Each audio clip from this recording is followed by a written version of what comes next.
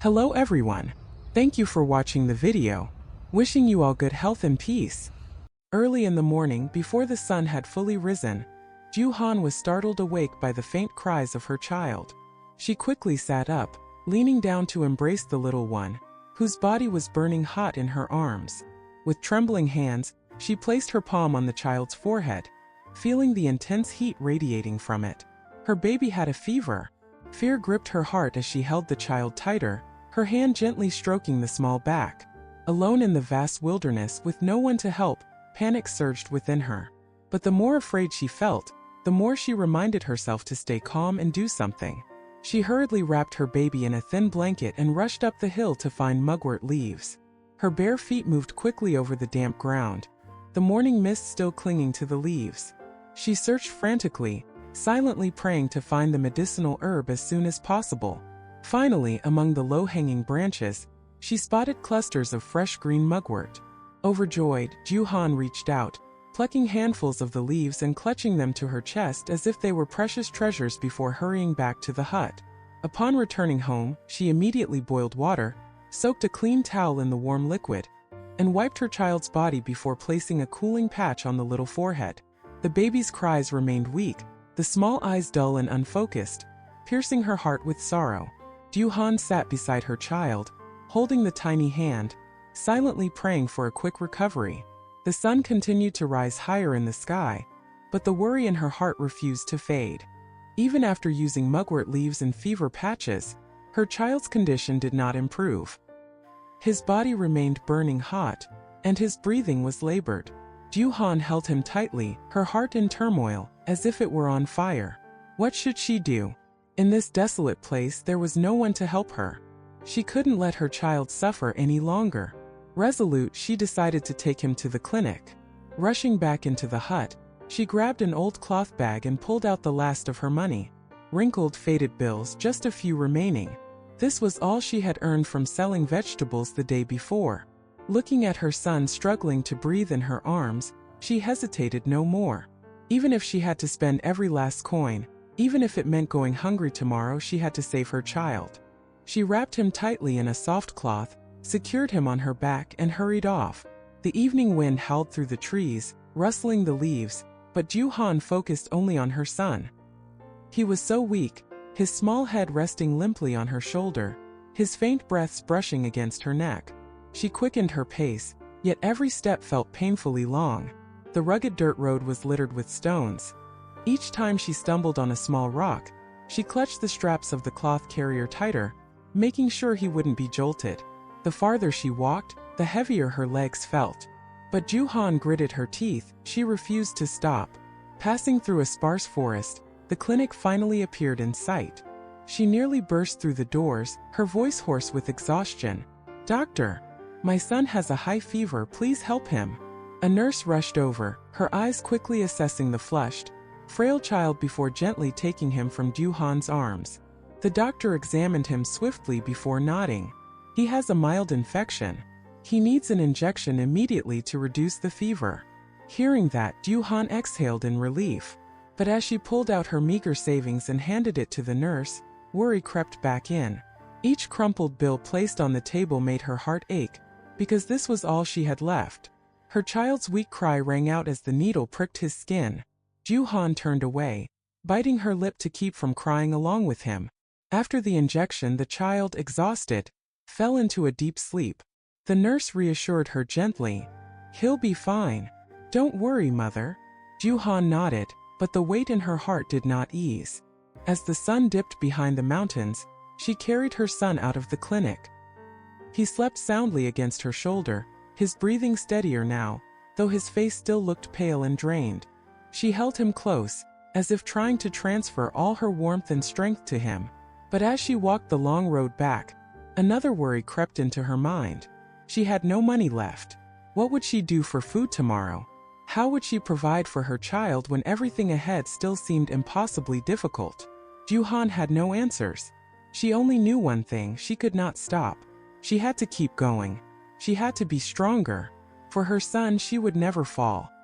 The sun had just risen above the mountains as Dieu Han secured her child on her back, carefully adjusting the cloth to keep him warm. Today, she had to venture deep into the forest to find food. If she was lucky, she might be able to gather some fruits to sell at the market for a little money. After leaving her child in the care of a kind woman in the village, she strapped the basket tightly to her back, put on her hat, and set off on her journey. Her feet moved quickly along the dusty trail. She lifted her gaze to the clear blue sky and took a deep breath. The cool forest breeze whispered through the trees, but her heart remained heavy with worries. She needed food. She needed money to survive. But would the deep forest have what she was looking for? Pushing through thick bushes, she carefully avoided sharp thorns. Suddenly, she spotted scattered cashew nuts on the ground, their dark brown shells covering the rich, creamy kernels inside. Something she had eaten before. She bent down, picking them up one by one, thinking to herself, "If I sell these cashews at the market, maybe I can make a little money." Opening her cloth bag, she carefully placed each nut inside, her eyes filled with hope. Walking further, she stopped in front of a small grove where banana trees stood close together. Clusters of green bananas hung in the air, some already ripening to a golden hue. Excited, she quickly grabbed her knife and hurried toward the largest tree. Standing on her toes, she reached out, feeling the soft texture of the ripe bananas. Without hesitation, she began cutting the bunches, sweat trickling down her forehead. Clenching her teeth, she used all her strength to pull the heavy bunch down. Thud! The bananas hit the ground, sending up a cloud of dust. She carefully gathered each bunch, arranging them neatly in her basket, her eyes shining with joy. Some of these bananas would be for food, while the rest would go to the market. After hours of effort, her basket was finally full of bananas and cashew nuts. It was much heavier than before, but she endured the weight without complaint. What she carried wasn't just fruit. It was hope, the very survival of her and her child. She walked slowly, sweat soaking through her back, her breath growing heavier. Stopping for a short rest, she pulled out a ripe banana and took a bite. The sweetness filled her throat, giving her a little energy. Once she regained her strength, she stood up and continued walking, her shadow stretching long on the trail leading back to the village. Upon reaching the village, Dieu Han picked up her child from the kind woman and thanked her with a small bunch of bananas. The baby rested his head against her chest, his tiny hands clutching the edge of her shirt. She held him tightly, breathing in his scent, then quietly made her way back to the hut. By nightfall, she lit a small fire in front of the house, preparing to roast the first batch of cashew nuts. The flickering flames cast shadows on her face, her eyes distant yet full of determination. The cashew shells darkened and crisped in the heat. She peeled them carefully, savoring their rich, nutty taste. Sitting by the fire, she glanced at her sleeping child, then at the basket of bananas beside her. She had done everything she could today. Tomorrow she would go to the market again to earn just a little more for her child. As the first light of dawn peeked over the mountain ridge, the golden rays of the sun gradually illuminated the sky. Dieu Han woke up, stretched gently, then turned to look at her son, still fast asleep. Carefully, she got out of bed, adjusted the cloth wrap for carrying her child, and began preparing for the new day's journey. Stepping out of the hut, she hoisted a heavy basket full of bananas onto her back. Though the weight pressed down on her shoulders, she quickened her steps. Morning markets were always crowded, and if she arrived late, she might not be able to sell her goods. The familiar red dirt road was rough and filled with stones, but she had long grown accustomed to hardship. As she neared the marketplace, the lively sounds of chatter, vendors calling out their wares, and the bustle of carts and motorbikes filled the air. Despite her fatigue, seeing the bustling market ahead gave her the motivation to keep moving forward. She found a small corner, set down her basket, and began calling out, "Fresh wild bananas! Perfect for eating or baking!" At first, no one paid her any attention, but she didn't give up, patiently inviting passers-by to take a look. All around her, other vendors were just as busy, each trying their best to sell their goods. The pressure weighed on her, but she forced herself to smile, greeting customers warmly.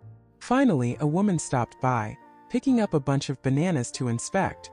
"Are these wild bananas? How much do they cost, dear?" "If you take more, I'll give you a good price, ma'am," Dieu Han responded politely. The woman smiled, nodded, and bought 2 bunches. Soon more customers began to approach. By midday, her basket was nearly empty. Wiping the sweat from her forehead, she looked at the money in her hands, feeling a deep sense of joy. It wasn't much, but it was the result of her hard work. Carefully tucking the money away, she quickly went to buy some food.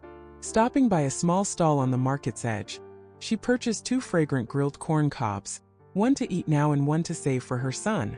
As she took her first bite, the sweet flavor spread across her tongue, making her realize just how hungry she had been since morning. After eating, she made her way to the stall selling baby chicks, deciding to buy a few to raise. She carefully selected the healthiest ones, placed them in a basket, and held it close to her chest. This was her first step toward securing a more stable food supply for the future. As the sun began to set, she hurried home. The evening breeze was cool, bringing a rare sense of peace after a long and exhausting day. Upon arriving, she placed the chicks in a makeshift coop and prepared food and water for them. Then she picked up her son and fed him a few bites of the grilled corn, her heart overflowing with happiness. The baby let out a soft giggle, his tiny hands clutching hers, a silent gesture of encouragement. Sitting on the porch, Dieu Han gazed at the small garden, slowly growing greener by the day. She whispered to herself, "I must work even harder so my son never has to suffer." But would life truly remain as peaceful as she hoped? What new challenges awaited Dieu Han in the days ahead? Stay tuned for the next episode. Cuộc đời là một con đường dài, nơi giấc mơ hòa tan thực tại. Buồng bước chân ta bắt xây dần bức tranh vẽ lên thử thách lớn. Những nỗi đau niềm vui tạm bợ tạo nên muôn màu sắc cuộc đời. Dù cuộc sống đôi khi thử thách, những đam mê vẫn trực chào cháy. Hãy sống với đam mê cháy bỏng, đừng chờ đợi mà hãy thực hiện những khoảnh khắc quý giá lắm, đừng để thời gian trôi xa. Giữa bộn bề cuộc sống tìm chút bình yên, trong trái tim lặng lẽ nơi còn phiền. Giọt sương mai đọng trên lá xanh, đem lại niềm vui cuộc sống vắng tanh.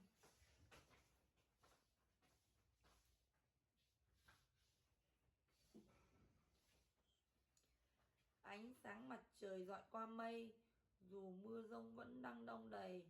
Trong lòng chứa đầy hy vọng, ngày mai sáng tươi chờ đợi ta.